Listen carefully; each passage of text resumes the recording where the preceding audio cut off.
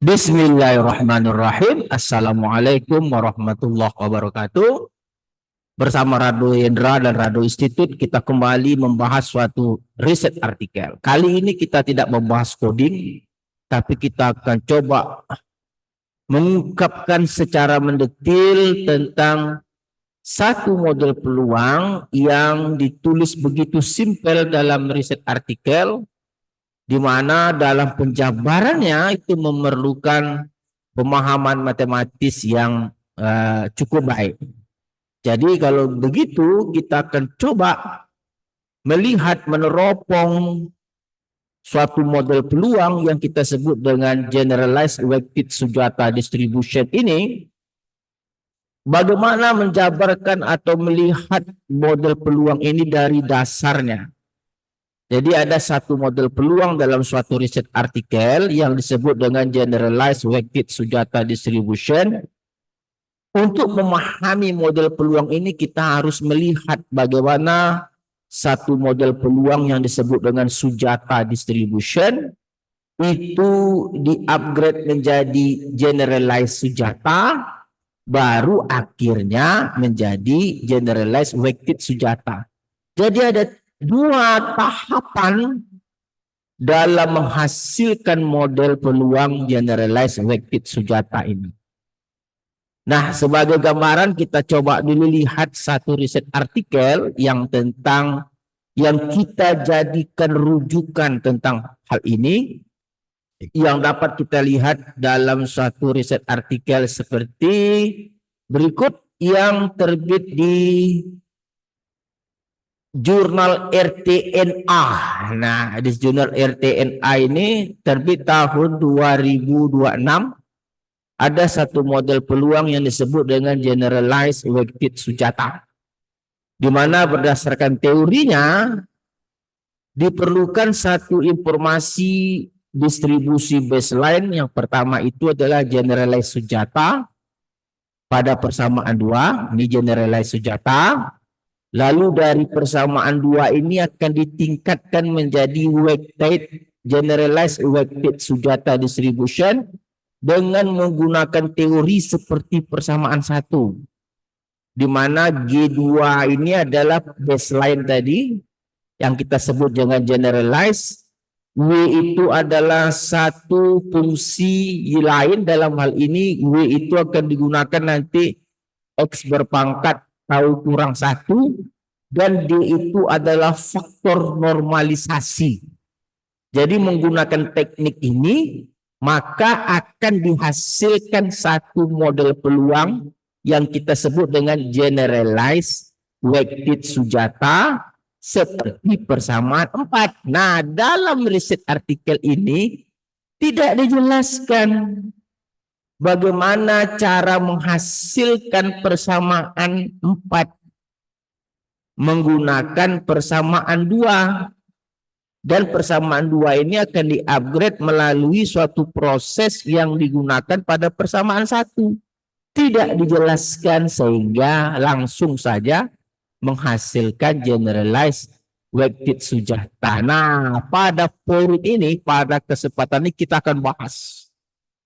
Kita tidak hanya membahas langsung persamaan 2, tapi kita akan bahas dulu persamaan 2 ini berasal dari persamaan yang disebut dengan Sujata distribution.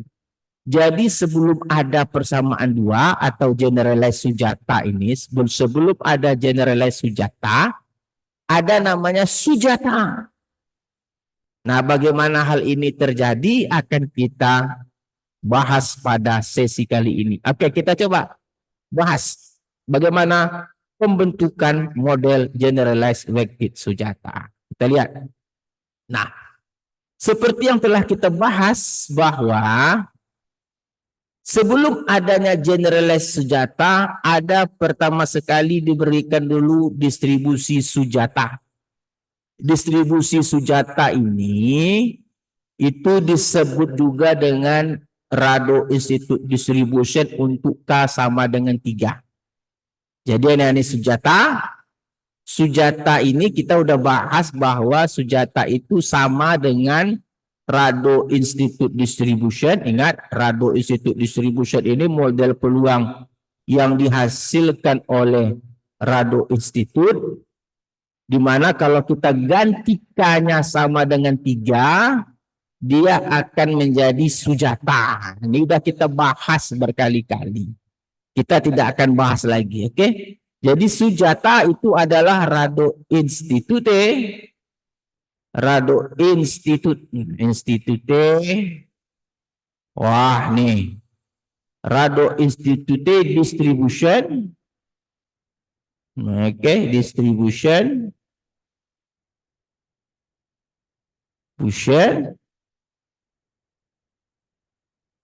Untuk K sama dengan 3. Jadi kalau ada model peluang Rado Institute Distribution K sama dengan 3, itu sama artinya kita mencari sujata. Dengan fungsi densitas sujata nih, ini sujata. Nah, lalu bagaimana sujata ini akan dihasilkan menjadi generalized sujata atau GSD? Pertama sekali bentuk polinomial, ini bentuk polinomial, kita ganggu X kuadratnya dengan menambahkan satu lagi parameter omega X kuadrat. Sehingga bentuk polinomial kita sekarang adalah 1 tambah X tambah omega kuadrat. Nah, fungsi bintang ini 1 tambah X tambah omega X kuadrat eksponen min theta X.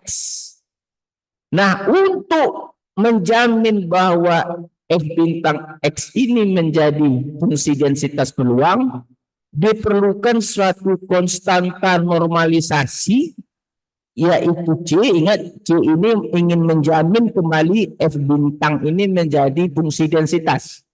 Fungsi densitas itu kan kalau diintegralkan 1. Maka cara mencari konstanta normalisasi itu adalah 1 dibagi dengan integral 0 sampai T hingga 1 tambah X tambah omega X kuadrat eksponen min X. Nah, kita tahu dalam fungsi densitas peluang gamma ini kita memiliki fungsi densitas peluang gamma itu kan begini. Yang selalu kita pelajari 0 T hingga Y berpangkat alfa kurang 1 eksponen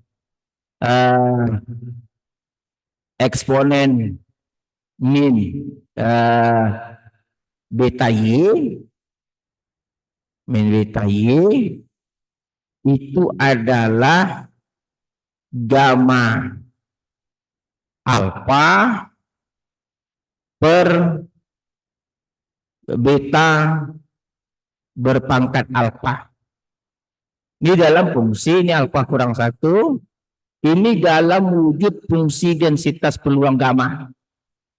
Nah, jadi kalau ketemu integral X pangkat K, nah X pangkat K ini kan boleh kita ganti menjadi K ditambah 1 kurang 1. Nah, ini kan boleh sama aja K juga kan.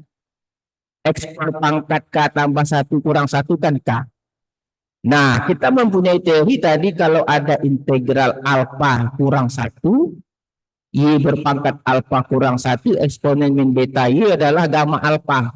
Yang diambil alfanya. Jadi kalau ada integral X berpangkat K tambah 1 kurang 1, maka yang diambil adalah K tambah 1 yang dibagi dengan beta. Betanya tadi kalau ini kan eksponen min beta, ini kan eta, maka eta berpangkat K tambah 1. Nah, yang kita lingkar yang berwarna merah ini teori dasar yang kita pelajari di kampus. Nah, sedangkan dalam riset artikel ini aplikasi langsung. Bagaimana kita berhadapan dengan integral X berpangkat K. Sekali lagi kita jelaskan. Nah, kalau kita berhadapan dengan integral X berpangkat K eksponen min eta X, apa yang akan kita lakukan? Kita akan lakukan berdasarkan informasi gamma yang ada. Caranya bagaimana? K-nya itu kita rubah menjadi K tambah 1. Oke. Kurang 1. Nah, ini dia. Nah, jadi kalau ada integral 0 sampai T hingga Y berpangkat alfa kurang 1 eksponen min beta Y, itu gamma alfa. Angka setelah angka sebelum min 1 itu alfa. Nah, kalau begitu di sini angka sebelum min 1 itu kan K tambah 1. Berarti gamma K tambah 1 dibagi dengan pembaginya beta. Beta itu di sini. Nah, karena ini X, maka sebelum X itu eta, maka dibagi dengan eta berpangkat alfa. Alfa tadi adalah K tambah 1. Nah, ini integral. Apa gunanya ini kita bahas? Karena kita ingin mencari integral. Nih, kita mencari integral ini. Nah, ini kita pecah integralnya menjadi integral ini, integral ini. Kita pecah aja. Nah, coba perhatikan integral ini. Ada integral, kita ganti warna biru dulu. Nah, warna biru. Ada integral. Yang pertama itu eksponen min eta X. Nah, ini kan kalau kita ganti, kita gunakan X. Ini kan berpangkat sama aja dengan berpangkat 1 kurang 1. 1 kurang 1 kan 0. Nah, ini integralnya. Kalau kita manfaatkan bentuk ini tadi, nih, maka hasilnya adalah gamma 1. Nah, angka sebelum min 1 itu kan 1. Gamma 1 dibagi dengan betanya eta berpangkat alfa 1. Gamma 1, 1. Makanya 1 per eta. Nah, itu tuh asalnya. Lanjut. Kita akan menghadapi integral kedua, yaitu integral X eksponen min eta X dx. Nah, ini integralnya bagaimana? X itu kan 2 tambah 1. Nah, 2. Bukan 2 tambah 1. X itu kan pangkat 1. Artinya 2 kurang 1. Kita akan memerlukan ada angka kurang 1. X itu sama artinya dengan X. X itu sama artinya dengan, nah ini, 2 kurang 1. Dan X juga. Maka alfanya adalah 2. Maka integral ini adalah, nah ini dia, fungsi gamma 2. Jadi kan gamma 2 dibagi dengan betanya N, eta, berpangkat alfa 2. Fungsi gamma 2 1, berarti 1 per eta kuadrat. Nah, ini dia. Lalu bagaimana untuk integral terakhir? Integral terakhir itu adalah omega integral X kuadrat eksponen min eta X dx. Nah, ingat, 2 ini kita ganti. Seperti apa gantinya? Itu omega integral X. Kita ingin memunculkan angka min 1, berarti 3 kurang 1 eksponen min eta X dx. Nah, karena udah muncul K-nya atau alfanya tadi 3, maka dia adalah fungsi gamma 3 dibagi dengan eta berpangkat 3. Nah, di sini kan masih ada omeganya, masih ada. Nah, fungsi gamma 2 itu kan 3 kurang 1 faktorial atau 2 faktorial, dia 2.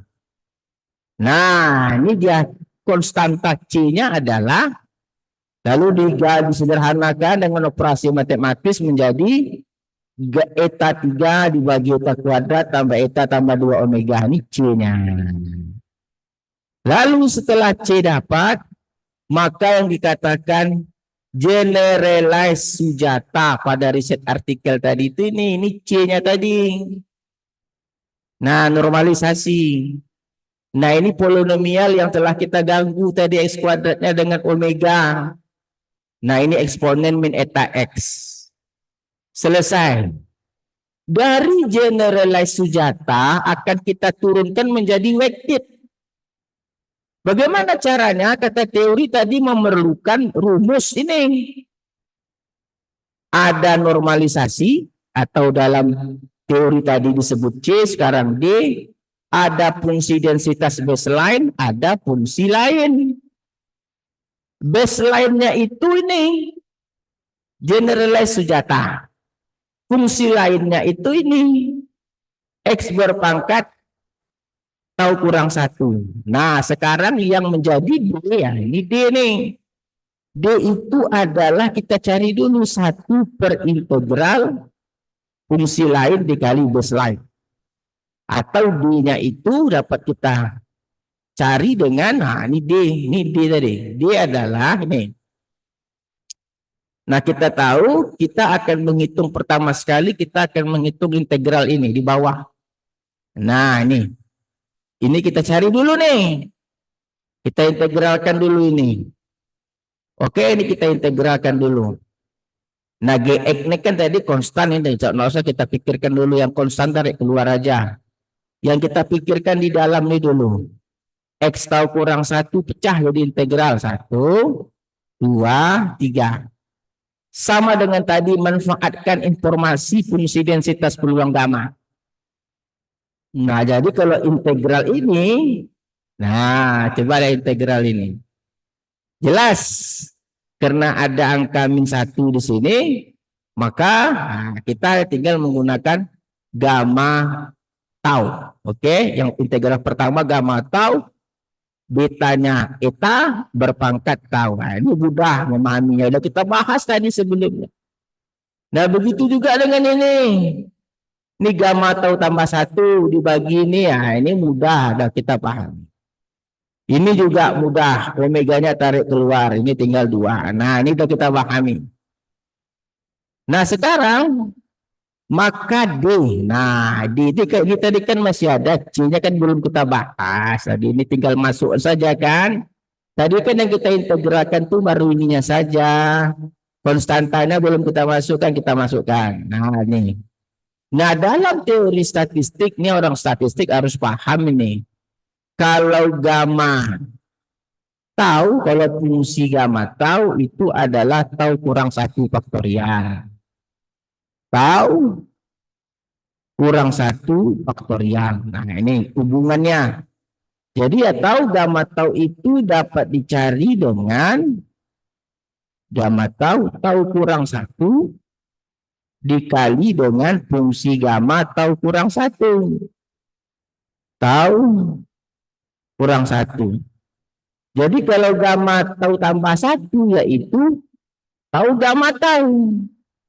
Nah, sekarang bagaimana dengan gamma tau tambah 2? Bagaimana cara membuka gamma tau tambah 2? Jadikan dulu ini adalah tau tambah 1 kali dengan fungsi gamma tau tambah 1. Oke? Nah, fungsi gamma tau tambah 1 ini buka lagi, jadi tau tambah 1. Nah, gamma tau tambah 1 itu adalah gamma, nih adalah tau gamma tau. Tau gamma tau. Oke. Makanya di sini gamma 2 ini tau kali tau tambah 1 gamma tau. Nah, setelah ini kita ganti gamma tau tambah 1, ganti gamma tau tambah 2, maka akan diperolehlah pembagian tadi menjadi sederhana menjadi ini. Nah, tentu kalau D-nya putar. Ini kan di tangga putar. Ini di atas gamma tau pangkat 3, di bawah tinggal putar saja ini. Ini tadi adalah konstannya tadi. Ada gamma tau. Wah, ini mudah. Lalu kita dapatkan generalized weighted dengan persamaan ini. D-nya tadi ini D-nya. Ini D tadi ini. Oke, ini W. Dan ini adalah polinomial tadi GX. Oke, polinomial GX. Nah, sederhana sekali. Oke, GX-nya tadi kan ada konstantanya, Pak. Iya, konstantanya itu kan kali ini kan tadi ini. D itu kan tadi ini. Ya, nak, D itu ini. Kan ada bentuk yang sama tadi. Di GX itu kan ada tau pangkat 3 bla bla bla, kan habis tau pangkat 3-nya. Yang belum paham juga tadi kan GX ini nih, kita jelaskan lagi. Tadi GX adalah mana GX tadi, sini ada nih. GX-nya mana? Ah, ini GX. GX-nya ini. Nih. Generalis Sujata itu GX tadi. GX itu kan masih ada eta 3, eta kuadrat tambah eta tambah 2 gamma. Nah, di D-nya itu ada juga eta kuadrat tambah eta tambah 2 gamma, ada bagi eta per ketiga. Ini kan habis dikali dengan GX-nya. Maka tinggal inilah yang disebut sebagai generalized weighted Sujata. Nah, jadi untuk memahami riset artikel tadi, banyak hal yang harus Anda kuasai. Dari mana datangnya generalized weighted Sujata? Telah kita bahas tuntas dengan baik, dimulai dengan adanya Sujata, turun ke generalized Sujata, lalu baru turun ke bentuk generalized weighted Sujata atau GWSD. Oke, saya rasa ini merupakan keterangan yang baik, terutama bagi mahasiswa untuk memahami suatu riset artikel. Sekali lagi, kadangkala riset artikel itu hanya menulis fungsinya secara langsung atau konstan tanpa memberikan narasi dari mana datangnya persamaan-persamaan yang ada dalam riset artikel. Tapi dengan kemampuan kita memahami teori statistik, kita bisa mengungkap, merangkai informasi sehingga menjadi lengkap dan dapat dipahami dengan baik tentunya. Oke, saya rasa cukup informasi kita. Semoga tetap semangat. Assalamualaikum warahmatullahi wabarakatuh.